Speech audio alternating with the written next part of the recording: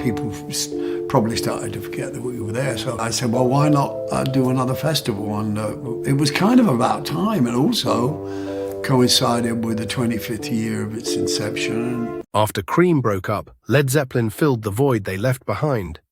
Although Clapton and Jimmy Page were close friends in the 60s, their rise to fame also led to misunderstandings and rifts.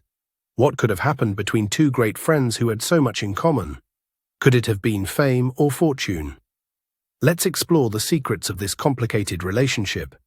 First, let's learn a little about the context in which these two characters met to have a more multi-dimensional view of their relationship.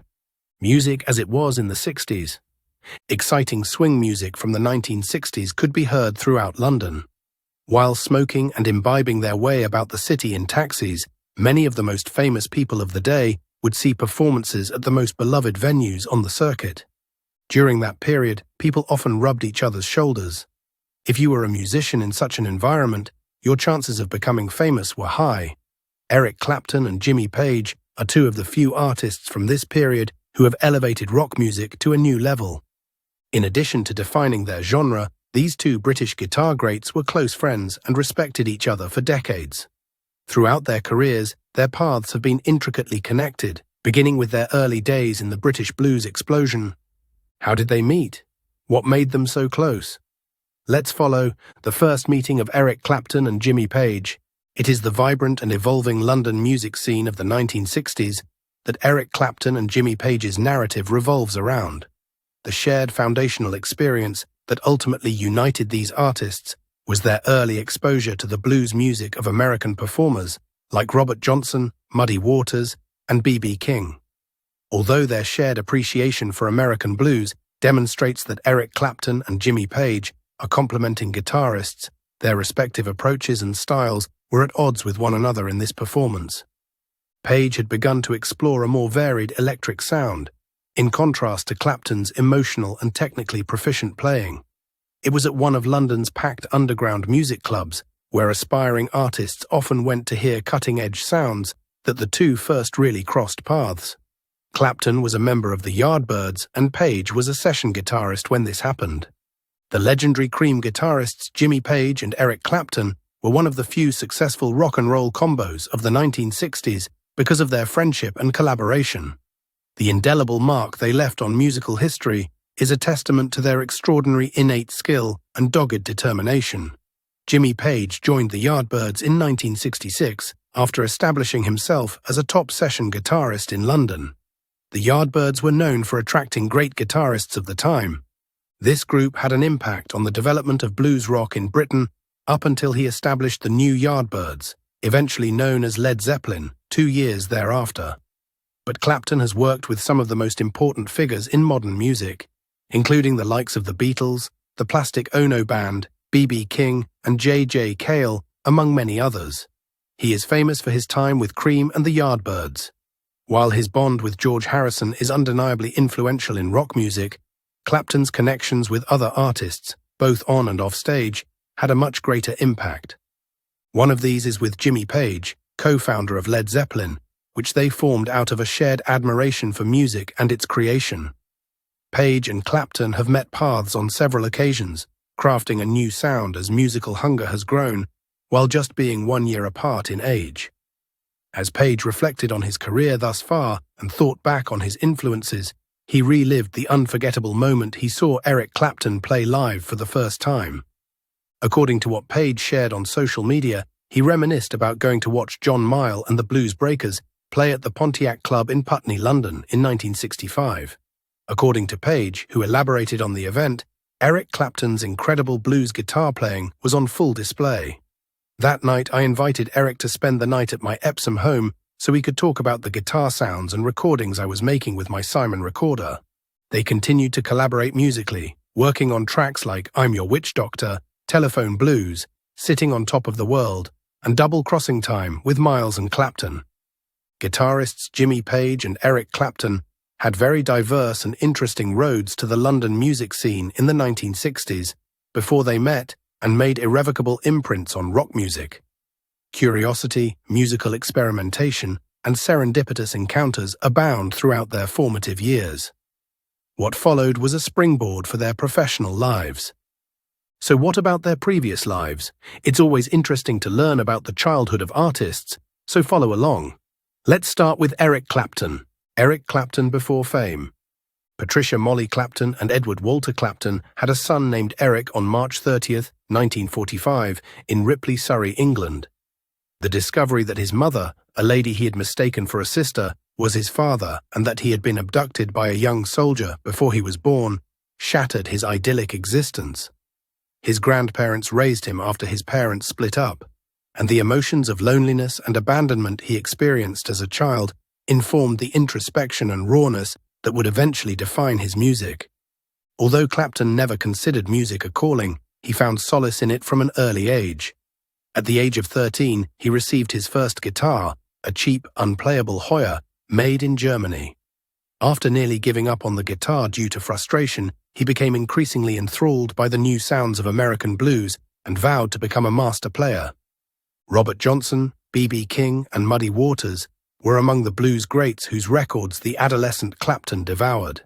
In his later years, he resorted to isolating himself in a room in an attempt to recreate the emotional and sorrowful sounds heard on his heroes' vinyl albums. Along with Clapton, the blues would undergo a profoundly personal evolution, characterized by raw passion and the potency of profound personal suffering. Word quickly spread across this sleepy little hamlet about the shy kid who could conjure up enchanted sounds with his guitar. It wasn't long after Clapton left Kingston College of Art that he realized music was where his heart truly belonged. Roosters, Casey Jones, and the Engineers were some of the small-time bands he began performing within Surrey pubs and clubs. It was clear that he had a deep appreciation for blues music, and word quickly spread about this young man who excelled at playing the guitar. When Clapton, who was just 18 years old at the time, joined the Yardbirds in 1963, he was given his big break. The Yardbirds were a blues-influenced band that was beginning to draw notice across the London music scene in that particular year. His aggressive playing, which was most famously exhibited in multiple fiery solos and an immediately identifiable sense for the blues, gave him the nickname Slow Hand in a short amount of time and cemented his status as one of the most exciting guitarists in Britain. What about Jimmy Page? What has his life been like? Let's find out. Jimmy Page before fame. While Clapton was channeling his inner bluesman in Surrey, Jimmy Page, who was born on January 9, 1944, in the West London district of Heston, Middlesex, parents James Patrick Page and Patricia Elizabeth Gaffigan, was taking a different road to celebrity. Jimmy Page was born in the United Kingdom. Page's upbringing was considered to be quite typical, in contrast to Clapton's turbulent background. His mother worked as a secretary, while his father's occupation was that of an industrial personnel manager. Page was still a little child when they relocated to the suburbs of Epsom, which is located in Surrey. In the beginning, Page's introduction to the guitar was more about his curiosity than it was about playing blues music. At the age of 12, he discovered an old guitar that had been abandoned by a home renter. Taking it into his room, he began instructing himself on how to play immediately. Almost instantly, he became captivated. Page had a more diverse range of musical preferences, in contrast to Clapton, who had been introduced to American blues. He was a fan of a wide variety of musical styles, including rockabilly, skiffle, classical, and folk music. The hidden potential that Jimmy Page possessed did not take a long time to become apparent. His appearance on the television talent show All Your Own, in which he was performing with a skiffle ensemble, took place when he was just 14 years old. On the other hand, as he got older, his goals began to expand beyond becoming a known television personality. He had the ambition to pursue a music career. At the end of the 1950s, he was performing in bands throughout the city of London. Record producers took notice of Page when he was still in his teens, due to the amazing abilities he possessed. Before the beginning of the 1960s, he had already established himself as one of the most in-demand session guitarists in the country. I Can't Explain by The Who, Sunshine Superman by Donovan, and several songs by the Rolling Stones are among the music that he performed throughout these years. It is interesting to note that many of these songs are included on the list of songs that he played. Even though few people outside of the industry were familiar with his name, Page, who was only 19 years old at the time, was already creating British rock from behind the scenes.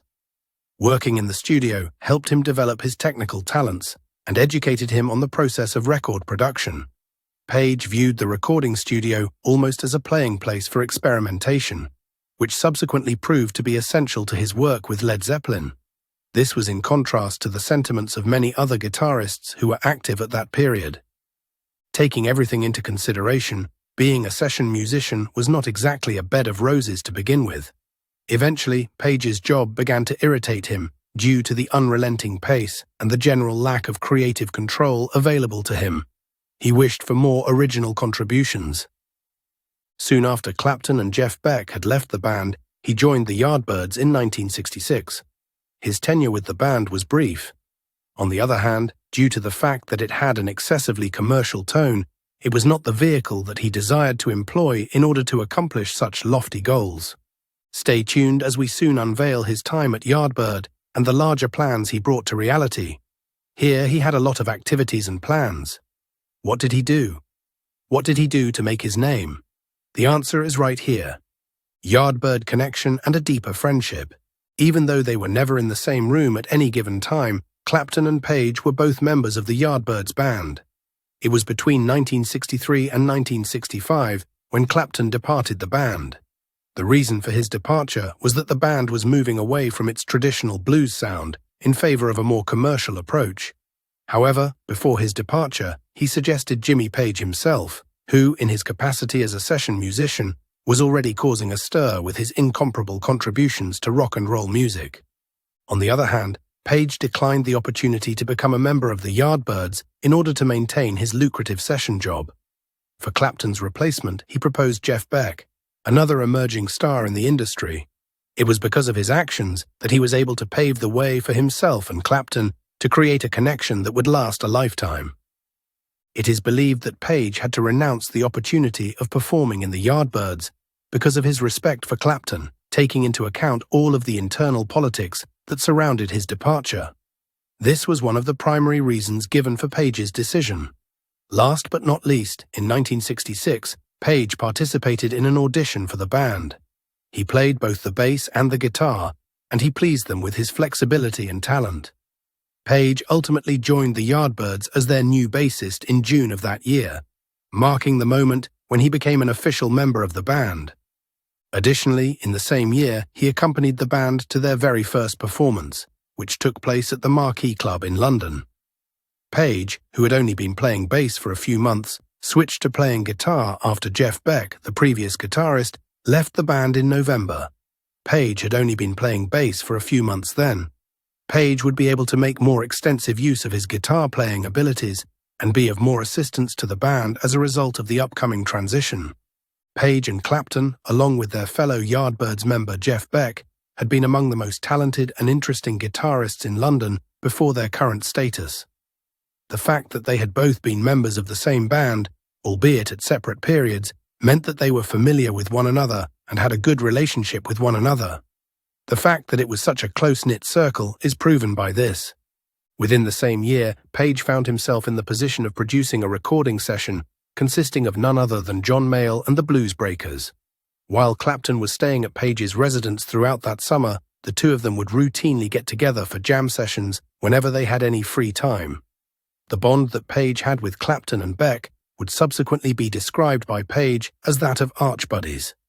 They experimented with a wide variety of new distortion effects and played back all of the classic blues songs in a variety of different ways during these sessions, which were extremely experimental.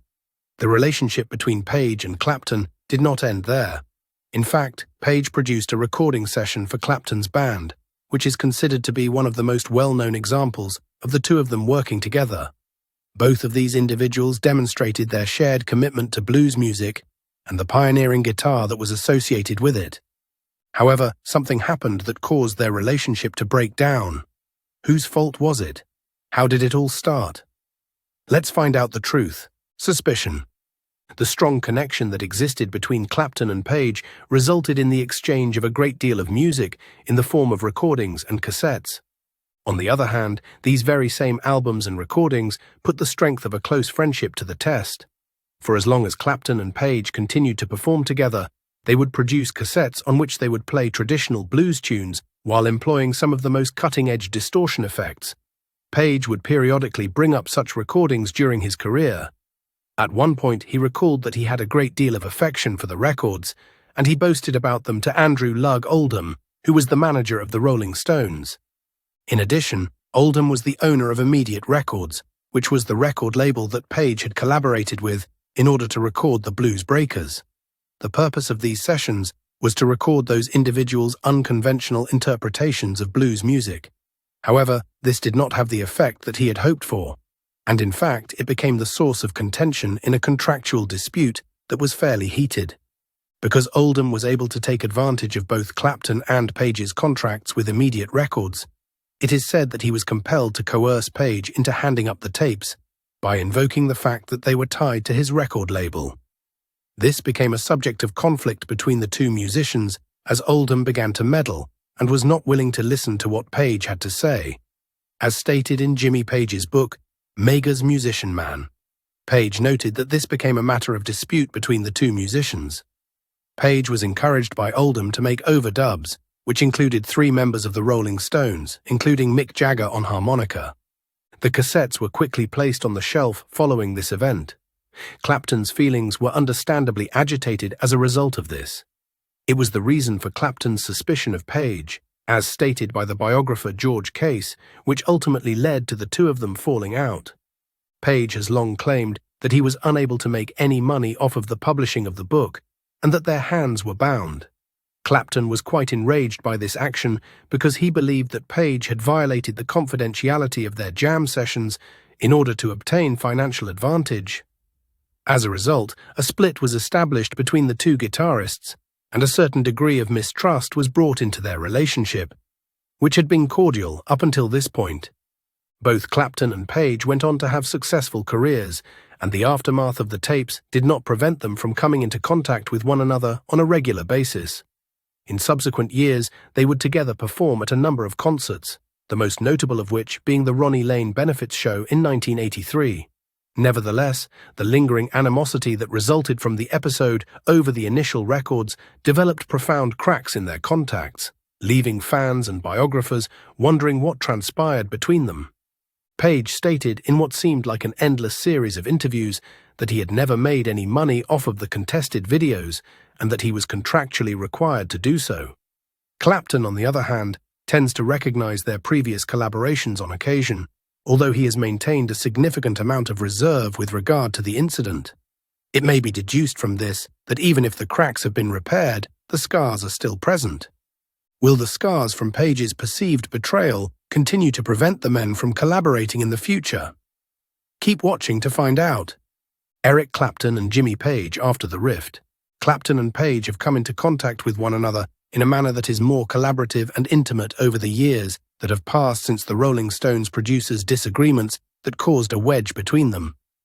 During the charity show, which was held in 1983 as part of the artist benefit concerts, they performed one of their first groundbreaking on-stage collaborations. Clapton, Page, and fellow guitar legend Jeff Beck, all of whom were former members of the Yardbirds, performed together on stage in a series of spectacular concerts as part of these charity gigs. The synergy between Clapton and Page was undeniably present when they exchanged solos, harmonized riffs, and demonstrated that their connection was stronger than any rivalry that existed between them. Mutual respect for blues music and a few situations that only a select few individuals can comprehend contributed to the development of their friendship over many years. They have been seen attending activities and gatherings together at a variety of events. The longer time has passed, the more respect they have earned. Even though Clapton and Page rarely work together on whole projects, the impact that either of them would have on the other's work is very motivating. A multitude of guitarists, including Page, were affected by Clapton's groundbreaking guitar work with Cream and as a solo artist. Page adapted elements of Clapton's expressive phrasing for Led Zeppelin's more blues-driven songs. Clapton's work was essential in the development of the guitar. While this was going on, Page would push rock music into new and heavier realms, which ultimately convinced Clapton to experiment with more abrasive sounds later in his career. Clapton remained more associated with a traditional blues sound, despite the fact that the two musicians pursued separate musical paths. At the same time, Page experimented with a wide range of musical styles, from folk to psychedelic. When it came to their passion for rock and blues from the bottom up, the two guitarists were always able to discover something together that they had in common. Just like Eric Clapton, who left Yardbirds, and Jimmy Page joined after he left the band, it was only a matter of time before Jimmy did the same thing. He left the Yardbirds in 1968. Bigger plans of Jimmy Page. Following this, his more ambitious intentions included the formation of a band that would give reality to his ambitious musical concepts. Led Zeppelin was supposed to be this band's name. With a crystal-clear vision, Page envisioned music that was stronger and broader than anything else that was available at the time. This sound would include elements of blues, hard rock, folk, and even Eastern influences. This is a list of the most important aspects of his larger goals, as well as how they developed after he departed the Yardbirds. Even though the Yardbirds had disbanded, Page was still contractually required to perform certain tour dates. Because he did not want to disband the band, he would like to put together a new lineup to fulfill the obligations that had been made. The new Yardbirds was the first name that came to his mind when he was thinking about naming the band. The band will ultimately become known as Led Zeppelin with this formation. Page meticulously selected the musicians who would be responsible for bringing his enormous vision to life. Because of his strong voice, Robert Plant became the band's vocalist because he was able to manage the band's rock and blues cocktail. John Paul Jones is a talented guitar and keyboard player who also plays many instruments. Heaviness was added to the group when John Bonham was pounding away at the drums, which was something that was much required. Page had this idea of putting together a band that would be able to push the limits of what rock music might become, and he had this vision of creating something new. One of his goals was to combine the blues with strong and distorted guitar riffs, while also mixing a wide variety of folk and acoustic elements, which he had always enjoyed. He desired music that would be dynamic and surprising, ranging from delicate acoustic ballads to thundering rock songs with powerful riffs. He wanted music that would be a wide range of styles. The music of Led Zeppelin was influenced by a number of the founding artists, and some of those influences were evident. The early inspirations that he had in that area stemmed from his adoration of American blues musicians such as Howlin' Wolf and Muddy Waters, as well as from British folk guitarists such as Bert Jansch and Davy Graham. He was resolute in his intention to transform the studio into a musical instrument for his experimentation. The recording methods of rock albums were about to undergo a total transformation, which was perhaps one of the most significant and innovative plans that Page had in store for the future. Through his extensive past as a session musician and producer, he has extensive expertise with the equipment used in studios. He also did some experimenting with the placement of the microphones in order to achieve this live, massive sound, particularly with regard to the drums. Through the use of multi-tracking and overdubbing, he was able to construct compositions that were thickly textured and layer guitars. As a result of this method, the recordings of Led Zeppelin were one of a kind and larger than life, setting them apart from other rock bands who were active at that time period. Page was determined to have complete creative control over Led Zeppelin's music, even though he was a session guitarist and had very little influence over the final product of the Yardbirds. The production, the authoring of songs, and the overall direction of the band were all included in this scope. The members of the band were able to experiment with a variety of musical styles because Page wanted to make sure that the band did not get pigeonholed and that it maintained its creative integrity. Because Page produced almost all of Led Zeppelin's albums, it is possible to interpret this as a situation in which he was able to work without being influenced by record labels or other producers. This may be seen as a means to define creative control. Page envisioned a new sort of live performance, one in which the band would do more than just cover versions of studio music. This was the kind of performance that Page had in mind. He aimed to establish an atmosphere of spontaneity and immersion throughout the concerts. In other words, lengthy improvised solos, extensive jams, and fresh song arrangements made it feasible for each concert to be completely different from the others. This featured Page's distinctive usage of the violin bow on his guitar during live performances. This brought about groaning and experimental tones, and it became a fixture in the band's concerts. it was also a part of what contributed to the band's image as a mythical performer. Deciding to alter the name of the band was the final step in Page's strategy. After receiving a proposal from Keith Moon, the drummer for The Who, he changed the name of the band from the New Yardbirds to Led Zeppelin. It was a joke that the band would go over like a lead balloon, and that's where the name first originated. Page loved the imagery and symbolism that was behind the name, which represented something that was hefty yet capable of flying to new heights. This led to the publication of several albums. Led Zeppelin's self-titled debut album, 1969's Led Zeppelin Horst, had all of Page's loftier ambitions. On a business level, the record did quite well. An album fusing blues, heavy rock, and acoustic parts had never been heard before. Songs like Good Times, Bad Times, and Dazed and Confused displayed the band's unfiltered energy, while Babe, I'm Going to Leave You highlighted Page's fondness for acoustic guitar and folk music. With the release of this album, Led Zeppelin catapulted into the stratosphere of legendary rock bands. The music business has been greatly impacted by Clarkson, as well as Jimmy Page. Next, this will be unveiled. To discover out, continue watching. As a result of Eric Clapton, the guitar became more popular. Certain models of electric guitars were greatly popularized by Clapton. Among Clapton's guitars used by the Yardbirds were the 1964 Cherry Red Gibson, Fender Jazzmaster, Fender Telecaster, and double cutaway Gretsch, 6120. He began using only Gibson guitars for a long time, after buying a second-hand Sunburst Les Paul from a London guitar store in the middle of 1965. It was a 1960 model, according to Clapton's comments on the small shape of the neck. The theft of Clapton's first Les Paul Standard occurred early in Cream's tenure.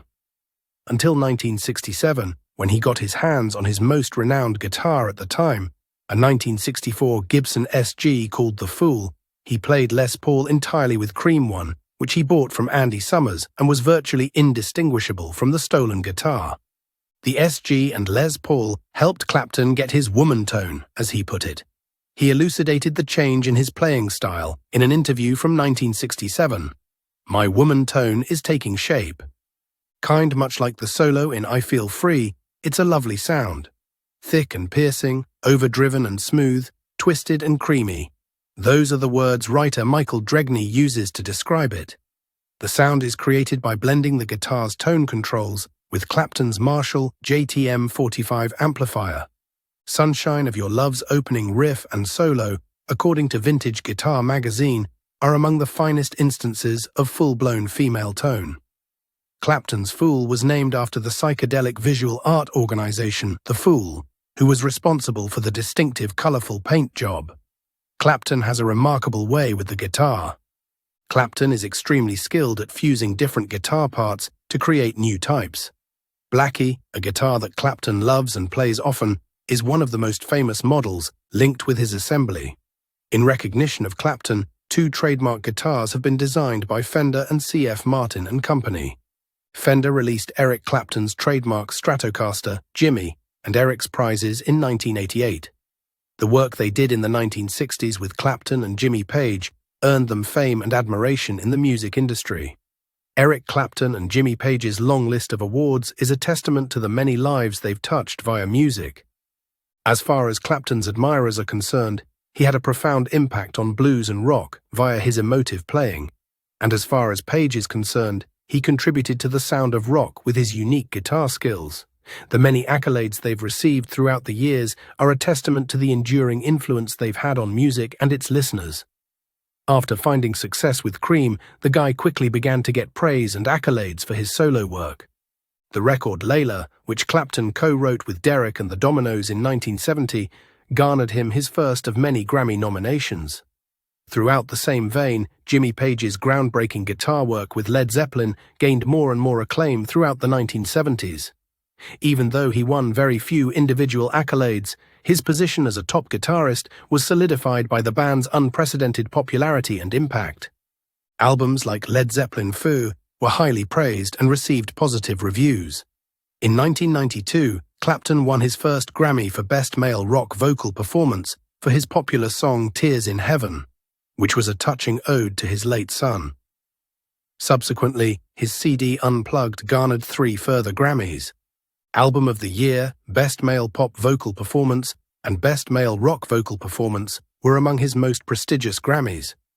In 1999, Jimmy Page did the same when Led Zeppelin and Page won their first Grammy for Best Hard Rock Performance for Whole Lotta Love. Their music's continuing power was shown by this. For Clapton, the Grammys kept coming. This includes B.B. King's 2001 album, Riding with the King, which was nominated for Best Contemporary Blues Album.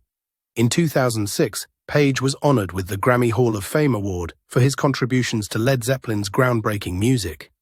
There is more. The 2007 Ivor Novello Award for Outstanding Achievement in British Music went to Clapton. For his work in music and composition, he was also awarded the BAFTA Gold Badge of Merit in 2019. In 2010, for their remarkable career and priceless contributions to rock music, Jimmy Page was honored with the Classic Rock Living Legend Award. In recognition of his legendary reputation and enduring impact on rock music, he was most recently honored with the Icon Award at the Classic Rock Roll of Honor Awards. What do you think about this exciting new relationship? Please share your thoughts in the comments section below. We would love to hear from you.